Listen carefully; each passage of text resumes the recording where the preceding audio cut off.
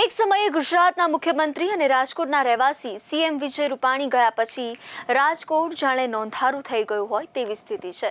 તે સીએમ પદે હતા અને સીએમ પદેથી પણ વિદાય થયા બાદ તેમના હૈયે રાજકોટનું હિત જારી હતું। તેમણે રાજકોટને સૌરાષ્ટ્રનું આર્થિક કેન્દ્ર બનાવી દીધું અને તેને કારણે આજે રાજકોટ ઓટોમોબાઈલ, શિક્ષણ અને વેપાર ઉદ્યોગના મોરચે આગળ ધપી રહ્યું છે। પણ તેમના વિદાય પછી તો જાણે રાજકોટ રાજ્યના રાજકારણમાં કોરાણે મુકાઈ ગયું હોય તેવી સ્થિતિ સર્જાઈ છે। આને કારણે આજે સ્થિતિ એવી છે કે છેલ્લા 50 વર્ષમાં રાજકોટમાંથી કોઈ નેતાને સ્થાન મળ્યું નથી। રાજકોટ પાસે નેતાઓ તો કંઈ ખૂટી પડ્યા નથી, પરંતુ મોવડી મંડળની પ્રાયોરિટીમાં રાજકોટ નથી તેવું ચિત્ર ઉપસી રહ્યું છે। કેટલાક રાજકીય વર્તુળોમાં એવું માનવામાં આવી રહ્યું છે કે આના માટે રાજકોટના નેતાઓની આંતરિક લડાઈ અને જૂથબંધી જવાબદાર છે। રાજકોટની અંદર શાસક પક્ષમાં એટલી બધી જૂથબંધી છે કે મોવડી મંડળ રાહ જોઈને બેઠું છે કે આ જૂથબંધી તેઓ ખતમ કરે અને પછી જ ત્યાંથી કોઈને આગળ લઈએ। મોવડી મંડળને પણ લાગી રહ્યું છે કે જો કોઈ એક આગેવાને રાજકોટમાંથી લઈશું તો તરત જ બીજું જૂથ નારાજ થઈ જશે। આ સ્થિતિને ટાળવા મોવડી મંડળે રાજકોટ ભણી જવાનું જ બંધ કરી દીધું છે અને આને કારણે આજે સ્થિતિ એવી આવી છે કે રાજકોટના ધારાસભ્યો અને નેતાઓએ તેમના પોતાના અને પ્રજાના કામો માટે બીજા નેતાઓની ભલામણ મેળવવા દોટ લગાવી પડે છે। હવે ગુજરાતમાં જૂનમાં જ ખાલી થઈ રહેલ રાજ્યસભાની 4 બેઠકનું ચિત્ર જુઓ। આમાં 3 બેઠક ભાજપની છે અને 1 કોંગ્રેસની છે। તેમાં ભાજપના રાજ્યસભાના 3 સાંસદ નરહરી અમીન, રામભાઈ મોકરિયા અને રમીલાબેન બારા અને કોંગ્રેસના શક્તિસિંહ ગોહિલની ટર્મ 21મી જૂન 2026ના રોજ પૂરી થાય છે। એના પછી ગુજરાતમાંથી વાંકાનેરના રાજવી કેસરીસિંહ ઝાલા જ રહેશે। આ પૂર્વે રાજકોટના સિનિયર એડવોકેટ અભય ભારદ્વાજ રાજ્યસભાના સંસદ બન્યા હતા, પરંતુ કમનસીબે તે કોરોનાના લીધે 2 ડિસેમ્બરના રોજ અવસાન પામ્યા। તેના પછી ઉદ્યોગપતિ રામ મોકરિયા રાજ્યસભામાં સાંસદ બન્યા હતા અને આ સંજોગોમાં 1.5 કરોડથી પણ વધુ વસ્તી ધરાવતા સૌરાષ્ટ્રમાં રાજકોટમાંથી કોને પ્રતિનિધિત્વ મળે છે તેના પર સૌની નજર મંડાય છે।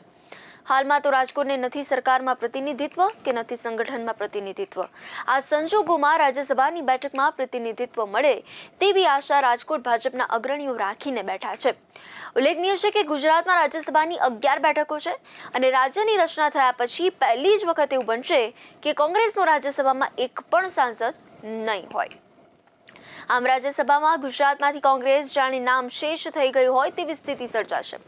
રાજકોટનું રાજકારણ કોઈનાથી અજાણ્યું નથી, તેની અંદર ચાલતા વિખવાદને લઈને બધા જ જાણે છે। રામ મોકરિયા સાંસદ હોવા છતાં તેમના આખા બોલા સ્વભાવને કારણે તેમને રાજકોટ શહેરના કાર્યક્રમમાં આમંત્રણ નથી અપાતું। તેના કાળમાં તેમનું નામ છાપવાની પણ તસ્દી લેવાતી નથી। એક હોદ્દા પરના નેતાની આ પ્રકારની અવગણનાની નોંધ પણ રાજકોટ મોવડી મંડળે લીધી હોવાનું માનવામાં આવે છે। રાજકોટ ભાજપના આંતરિક રાજકારણનો ફટકો એને હવે ફક્ત રાજકોટમાં જ નહીં રાજ્ય સ્તરે પણ પડી રહ્યો હોવાનું રાજકીય નિષ્ણાતો માને છે। ગુજરાતને વર્તમાન વડાપ્રધાન નરેન્દ્ર મોદી અને વિજય રૂપાણીના સ્વરૂપમાં બે મુખ્ય પ્રધાન આપનારા રાજકોટનું રાજકીય મહત્વ હાલમાં તો જાણે ઇતિહાસ બની ગયો હોય તેવી સ્થિતિ સર્જાય છે। તાજેતરમાં કોઈ કેન્દ્રીય નેતા કે રાજ્યના જ મોટા આગેવાન રાજકોટ આવ્યા હોય તેવો બનાવ પણ લોકોને યાદ આવતો નથી। વર્તમાન શાસનમાં રાજકોટ જાણે રાજકીય રીતે સાવ ત્યજાયેલું હોય તેવી સ્થિતિ છે। આમ એક સમયે રાજ્યના રાજકારણનું કેન્દ્ર ગણાતું રાજકોટ આજે સૌરાષ્ટ્રના રાજકારણનું પણ કેન્દ્ર ન હોય તેવી સ્થિતિ સર્જાય છે। આનું એક વરવું ઉદાહરણ જોવું હોય તો રાજકોટ અમદાવાદનો હાઈવે જુઓ। 6 લેનનો આ હાઈવે 2018માં મંજૂર થયો અને આજે કેટલીય ડેડલાઇનો પછી ડિસેમ્બર 2025 પૂરી થઈ પણ હાઈવે પૂરો થયો નથી। હજી પણ તેના કામમાં ઠાગાઠૈયા થઈ રહ્યા છે। હવે હાઈવે પૂરો કરવાની ડેડલાઇન આવતા વર્ષે ઠેલાઈ। કેટલાય લોકો કહે છે કે આગામી વિધાનસભા ચૂંટણી પહેલા હાઈવે પૂરો થાય તેવા અણસાર નથી। આમ રાજકારણથી લઈ વિકાસના કામ સુધી રાજકોટની સાથે ઓરમાયું વર્તન થઈ રહ્યું છે। આજે ભાવનગર અમદાવાદ એક્સપ્રેસ વે લગભગ પૂરો થઈ ગયો છે, પરંતુ રાજકોટ અમદાવાદ હાઈવે પૂરો થવાનું નામ લેતો નથી।